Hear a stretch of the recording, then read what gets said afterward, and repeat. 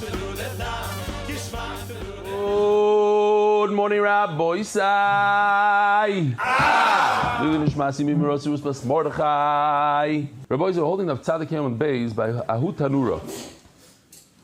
Like 13, 14 lines from the bottom. Ahut Tanura. There was this oven. Da'at Chubei Techayo.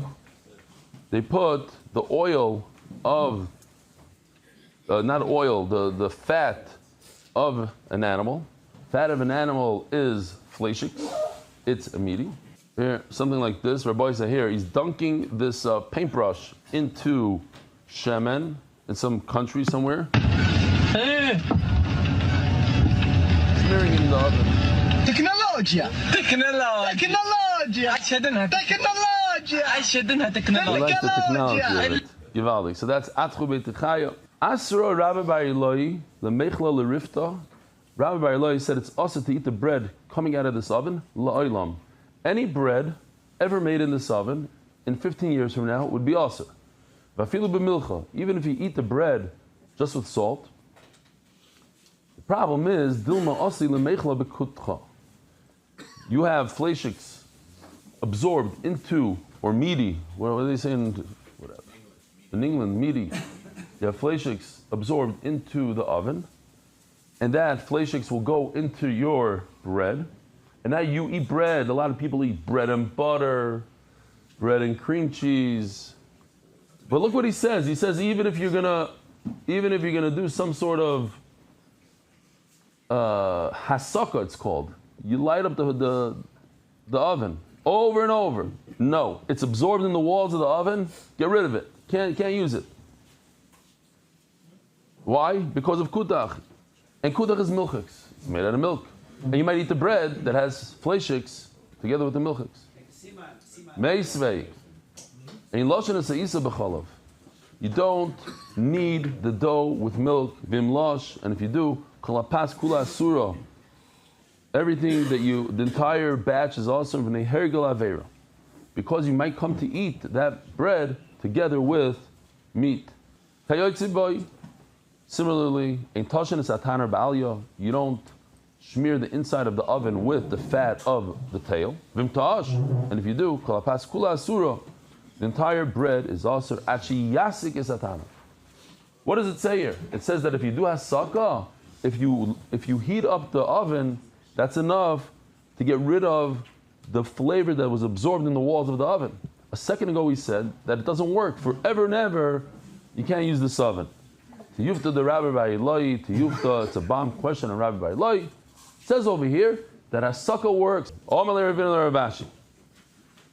So, we just established that you could take a kli and heat it up and you'll get whatever was absorbed in that oven out. So if that's the case, if you have chametz in a kli, absorbed in a kli, you must break it. What if Pesach goes by? Then you also have to break it. Why? Because it's chametz of Pesach. We view this stuff, this chametz, in the kli as chametz. You can't have chametz on Pesach. And you must break the kli. The question is why? Why don't we just heat it up? You just said if you heat it up, you could take anything that was absorbed in the kli. So you'll heat up the kli, and it'll remove the chametz from it within the kli. Yeah, okay. We're not going to... This that we said before, that you could heat up an oven, and whatever it is will come out of the oven, that's a metal oven, not that of earthenware. Earthenware you have to break. No, we're talking about earthenware. There's two things that we're talking about. We're talking about an oven, and we're talking about a pot.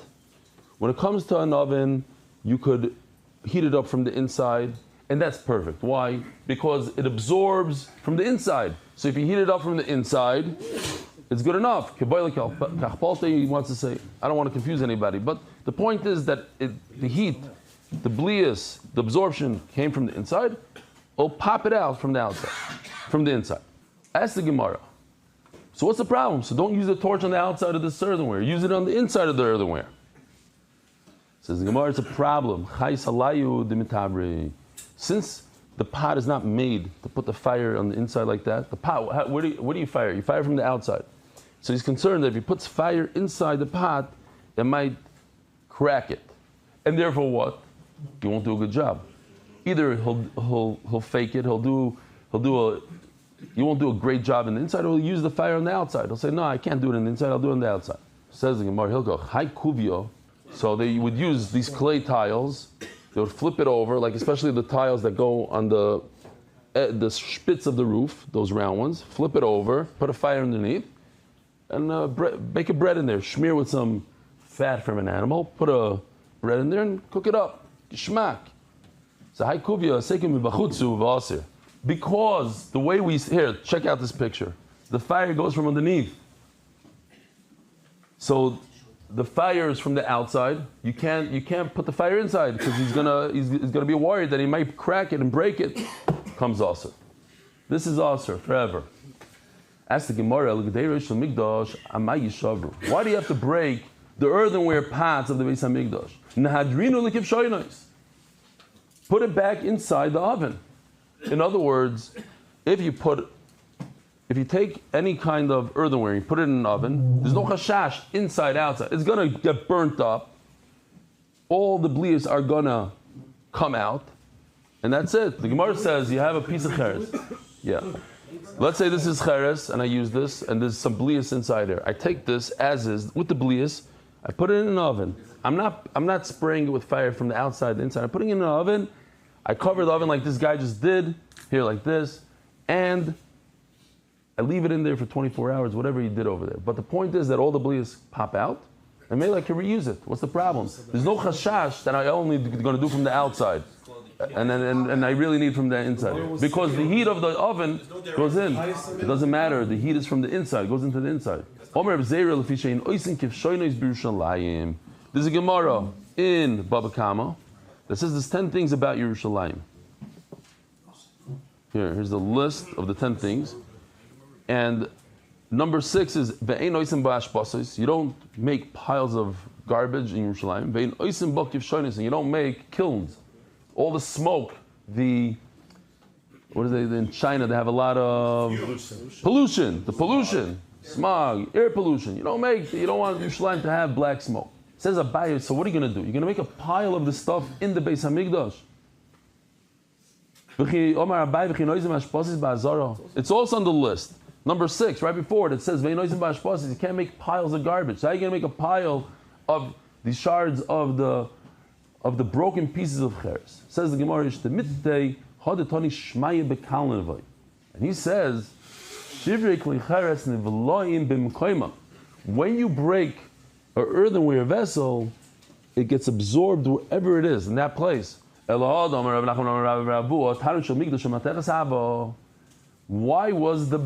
in the Beis Hamikdash, why was the oven made out of metal? Make it out of earthenware. Why? We established there's 2 types of earthenware. This is the oven, and that the heat comes from within, and that it's okay. You could heat it up and get rid of the blias. You have pots that are problematic because you have to heat it from the outside. People don't like to do it from the inside because they might crack. But in the Beis Hamikdash, we're talking about an oven. The oven is not a problem. You can just heat it up and get rid of the blias. Says the Gemara, a chiddush. Until now, we're talking about blias. No, there's something else to consider.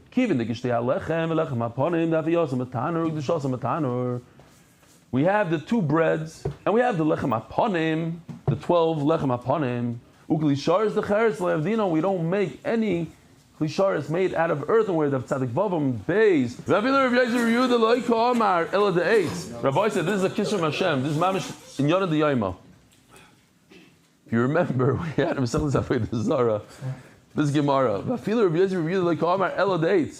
There's certain klisharis that weren't made out of metal. They were made out of wood. Which klisharis was made out of wood in the Beis Hamikdash? Anybody? No, or the wrong. What? The menorah and Bayisheni. The wrong kornbluth. It was covered with gold. The menorah was made out of wood. They didn't have money. They couldn't afford it. They made it out of wood, and they said, in later generation they went up, and then they went up until they were able to get gold. But that's only wood. good. Never kli cheres. The eight of the cheres loy. Because cheres is it's even, I think they even talk about it that it has, now that it's zol, it's like something wrong with it. It's like it's earth. It's that's something else. I'm saying that even the cheres itself, it's a very, very simple kli and whatever. Okay. I saw that they said that there's like a tum in it. There's like something wrong with it. Have a ruggle. Story time. Rabbi say, Agadata of Zevachim. Rav Yitzchak bar Yehuda have a ruggle kamei de Rami bar Chama. Rav Yitzchak bar Yehuda was a talmid of Rami bar Chama. Shafkei va'azl Rav Sheshes. He decided to go to a different shir. He went to Rav Sheshes. Shafkei va'azl Rav Sheshes. He went to Rav Sheshes. You know the feeling. You know the feeling. Yoyim Echad Pogabei. He goes to a chasana, and who does he bump into? Oh, it's uncomfortable. Very uncomfortable. His old Rebbe. Omar lei al kafton nakton reicha osila liyad. So there's a saying, and he called him basically a balgaiva. The saying, you think you're going to hold the hand of the duke, of the prince, or whatever, the second command, you think it's going to rub off on you? You think the perfume that he wears is going to rub off on you? A lot of people think that if they hang out by G'dolim, they become G'dolim. Or if they hang out by wealthy people, he'll drop like a mill over here. It's not, that's what they think. Chaloimus. You think you're going to go to Rav Sheshes, you're going to be Rav Sheshes? What do you think? Omar lei la mishum hachi. So when I was learning this, it was pasha to me, you could argue. He wouldn't go over to his Rebbe and say, listen, Rebbe, I have a problem with the way you're teaching me. I want to go to another. He'd say, what? You think if you go to Rav Sheshes, you're going to be like Rav Sheshes? This is not why I went. You, when I would ask you a question, so he's being blunt with him. Why? Because he just ripped into him. He shtacht him. He called him a balgaiva basically. You're going for the wrong reasons. He says, okay, now I have to be honest with you. When I ask you a question, you use logic. The problem with logic is, so I have a brisa that says the opposite of you, so your logic flies out the window. Rav Sheshes, Rav Sheshes was an expert in brises, says Rashi. He knew all the mishnayos, the brises. I'm going to get there in a second. It says Rav Chisda, when he came to meet, when he met Rav Sheshes, he used to shiver from fear.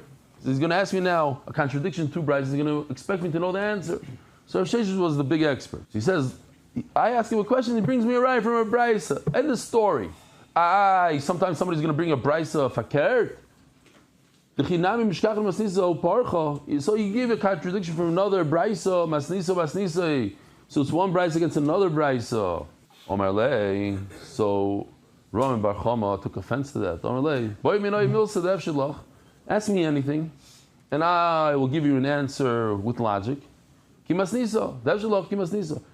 see that my logic matches the brisa.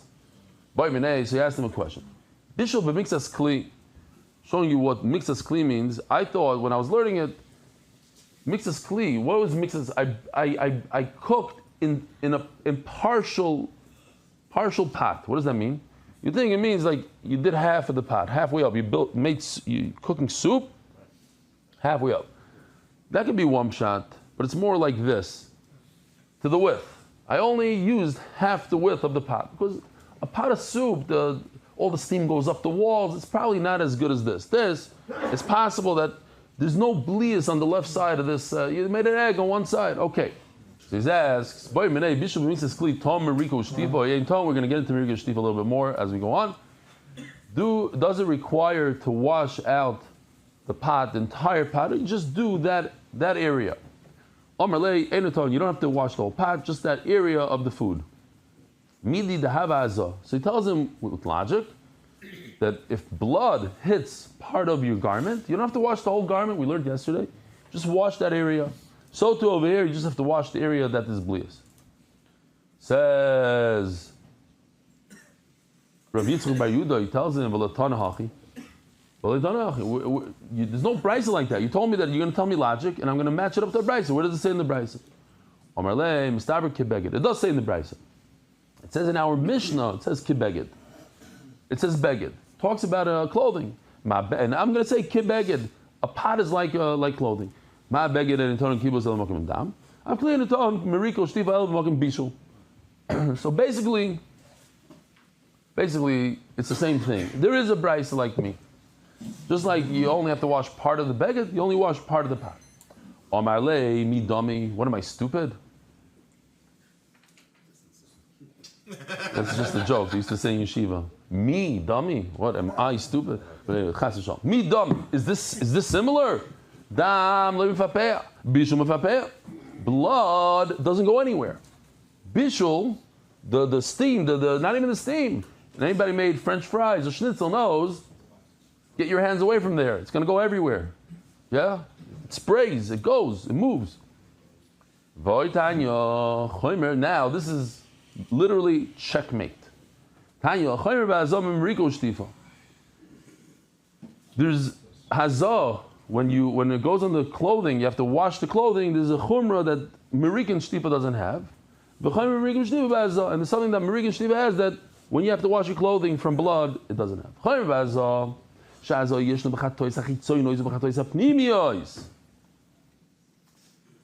The hazah works with all chatos. The inner ones, the outer ones, are chatos. You have to wash your clothing. What about from a bird? Chatos of a bird? That we learned? No. But a chatos, inner chatos, outer chatos, yes.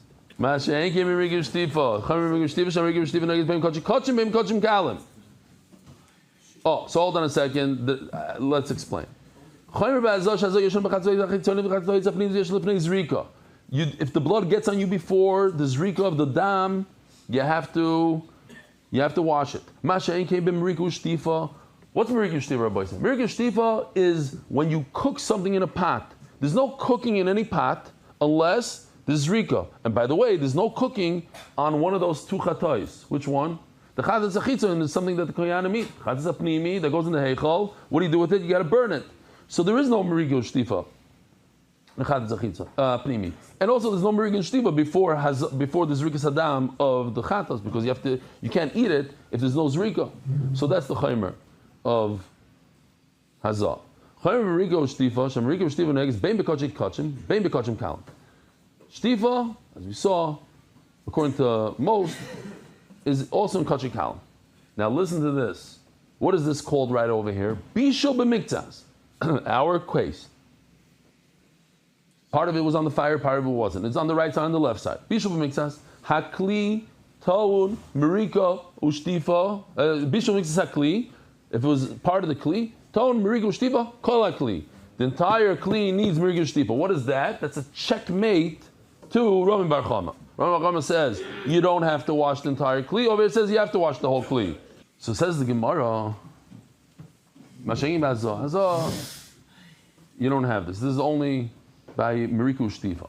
Omar Lei, so Rami Bachava concedes. He says, Itanya Tanya. You're right? Okay, if you have a brisa, I'm wrong. So what is he saying, Rabbi Isai? Let's bring this home. What is he saying? You're right for leaving me. You're right for leaving me. I thought, what was your reason? Because Rav Sheshes could give you a brisa. I thought I could also give you a brisa. I couldn't get you a brisa. So therefore, you did the right thing by leaving me. Omar Kro, why do you have to wash the entire kli? Even if you only cooked in part of the kli, you have to wash out the whole kli. So what does it say in the Mishnah that kachim kachim and kachim kalam need shtifa? The beginning of the whole parsha. Look, the parsha of shtifa and merika. Where does it say anything about washing kalim? In pasuk Yud Ches. It starts. It's the parsha of chatas, and in there it talks about shtifa merika. So how do I know that, let's say a shlomim, you also have to wash out the pot after you cook a shlomim in the Beis Hamikdash? Kodesh Kedoshim hi. Now wait a minute. If it says Kodesh Kedoshim, it would mean only Kodesh Kedoshim, like a chatas and asham, but not a shlomim. What's going on here? So we have to see the Gemara. So maybe Kodesh Kedoshim will include also Truma. There's an exclusion. Here it is. Pasuk Chav says if you have any blood, you have to wash. If Kodesh Kodashim he. Kodesh Kodashim. Oisa and Kodesh Kodashim. So Oisa means not Truma. Oisa rather Truma the Rabbi Yehuda. Shimon Omer Kodesh Kodashim to Meriku Shtifa. Wait a minute. It says in the pasuk Kodesh Kodashim. So the only thing that you need Meriku Shtifa is Kodesh Kodashim. Kodashim Kalam Einan Tuna Meriku Shtifa. It's mamish mufurish in the pasuk. Only Kodesh Kodashim, but not Kodashim Kalam. Kodesh Kodashim in, Kodashim Kalam loy. My time of the Rabbi Yehuda. So then we have to understand Rabbi Yehuda. It says mufurish in the pasuk Kodashim Kodashim. So where did he get Kodashim Kalam? Says Rabbi Yehuda Moiridik Midi Itzrich Oisa Lemutei Truma. If the Torah was telling us only Kodashim Kodashim, not Kodashim Kalam, so then the Torah should have just said Kodashim Kodashim and get rid of the word Oisa. And if it comes to exclude, to be Memayit Kodashim Kalam, certainly Truma. You don't have to wash Truma. If you don't even have to wash a carbon called Shlamim, then of course Truma, which is less than a carbon called Shlamim. So then why does it say the word Oisa? Oh, Kodesh Kodashim is referring to also Kodashim Kalam. And Oisa comes to exclude only Truma. Reb Shimon Omelach, Oisa K'degamrinon. I love this when the Gemara does this. You would have no clue what this means. It's zero. Absolutely nothing if you don't have Rashi. So Rashi says, K'degamrinon. Where? In Daf Tzadik Gimel. Omid Aleph. The Gemara goes through a whole thing. I'm not going to go through all this. But basically the Gemara says, I'll remind you. If you shechted an animal and blood got onto your shirt, but it never had a shasa kosher, it was never kosher, because you thought in your mind, pigul. There's no difference that, and if it had a shasa kosher, it was kosher animal, then later somebody that's tummy touched it. Over there it says, whether it had a shasa kosher or not, my time at the Reb Shimon, ksiv oisa. So Reb Shimon is using this word that we're just talking about, this oisa, for this halach and tzaddik gimel. Mimela, the oisa is not extra. And when the Torah says Kodesh Kodashim, it's to exclude Kodashim Kalam. But according to Rabbi Yehuda, the Oisa is extra. Why would the Torah say Oisa if I can learn everything from the word from the two words Kodashim Kodashim? Obviously, Oisa comes to be Mimayet Truma. Truma Leiba Shtifa Marika. I don't understand. Truma doesn't require Shtifa, and Marika Shtifa is on the outside. Marika is in the inside. But if you cooked meat in a dish, you're not allowed to cook dairy in it. And how do you know if it's bad or not? You get to taste it. If you taste cholent in your spaghetti, in your lasagna, you taste cholent in your lasagna, in milky dish, you have a problem. There's fleshik. Nois and tam. What does nois and tam always tell us? That it's 1/60th. Truma lo yavash b'chulin. And with Truma, you can't cook chulin if you are not a kayin. Then bishul b'nois and tam, again, if you could taste the Truma, then a Yisrael can't eat it. Omar Abaya. So you see from over here that you need to wash it out. You see that even by Truma you need to wash it. Omar Abaya. So you have three tirutzim. Of course, Truma needs Hagala. So, says Abaya, bishul b'mixas kli, ton meriku shtiva kol hakli. The difference between Truma and everything else is that everything else, if you cook in some of the pot, we just said you have to do shtifa to the whole pot. But when it comes to Truma, the difference of Truma is, of course, you have to wash it, but only that part that you use. Rav Amar, of course, you have to wash Truma. American shtifa, you have to use water, not wine. And not diluted wine. But when it comes to Truma, you can be mekel and use wine and mazug. I think also in Echsherim, let's say you're in a chocolate factory, do you have to empty out all the chocolate and use water to do the Hagalas Kelim, or can you use hot chocolate to do Hagalas Kelim? And the answer, I think you can use hot chocolate, you can use other things when it comes to products. Another thing, now what's the difference between Truma and everything else? Rabbi Shomer, Gedolim is reading your stuff, they know. Thanks for sending it to me. The Merika Shtifa after, Betzoinen. Only with cold water. What does it mean cold water? A boy say, how can you wash out a pot with cold water? How can you wash out a pot with cold water? What's the answer? After. Of course you do Hagalas Kelim. Of course you do hot water. Says Rashi, Barim Hagalas Chamim. Of course you're going to do the hot, but afterwards you do cold. Ha afilu b'chamin. What does that mean? Truma doesn't require the cold. All you need to do is dunk it in hot. I think today in Agolas Kiln they're makbid to put it in cold water afterwards, but it's not necessary. I mean, what? No. That's halacha. Like it's like going from hot to cold. It gives it a shock. Boof! All the blias fly out. No. It's not to cool it off. You see, you learn new things here. It is in addition to the Hagala you do tzoinen. This is the Hagala. So if so, Truma, why does it need Shtiva Marika? In other words, Truma doesn't need Shtiva Marika. Says Gemara, Ma'ikil Meimar, Shtiva Yatirta. There's two colds and one hot. Truma doesn't need two colds. Everything else, the Karbonis need two colds and a hot. Truma does not need. Rabbi Isai, have a wonderful day. A Freilich Chanukah, Good Shabbos. Merit the schus of spreading Torah throughout the world. Sponsor a shir today. MDYsponsor.com or sponsor at MDYDAF.com.